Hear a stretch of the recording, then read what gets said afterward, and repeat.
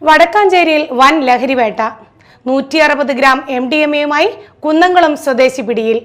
Volvo ബസിലെ യാത്രക്കാരനായി ലഹരി മരുന്ന് കടത്താൻ ശ്രമിക്കുന്നതിനിടെയാണ് ഡാൻസപ്പ് സംഘം ഇയാളെ പിടികൂടിയത്. വടക്കാഞ്ചേരിയിൽ 160 ഗ്രാം MDMA-യുമായി കുന്നംകുളം സ്വദേശി പിടിയിൽ.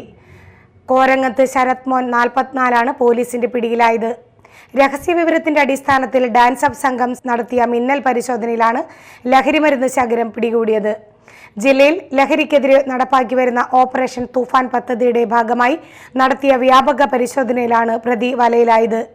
വോൾവോ ബസിലെ യാത്രക്കാരനായി അതീവ രഹസ്യമായി ലഹരിമരുന്ന് കടത്താൻ ശ്രമിക്കുകയായിരുന്നു ഇയാളെന്നാണ് പോലീസ് പറയുന്നത്. പിന്തുടർന്നെത്തിയ ഡാൻസപ്പ് സംഘം പരിശോധന നടത്തി MDMA പിടികൂടുകയായിരുന്നു. മേഖലയിലേക്ക് വൻതോതിൽ മയക്കുമരുന്നെത്തിക്കുന്ന സംഘത്തിലെ പ്രധാന കണ്ണിയാണ് പിടിയിലായ ശരത് എന്നാണ് പോലീസിന്റെ പ്രാഥമിക നിഗമനം. പ്രതിയെ പോലീസ് ചോദ്യം ചെയ്തു വരികയാണ്. ലഹരിക്കടത്തിൽ പിന്നിൽ പ്രവർത്തിക്കുന്ന മറ്റ് ശൃംഖലകളെയും പ്രധാന കണ്ണികളെയും കണ്ടെത്തുന്നതിനായി അന്വേഷണം ഊർജിതമാക്കിയിട്ടുണ്ട്. Media time, Thrissur.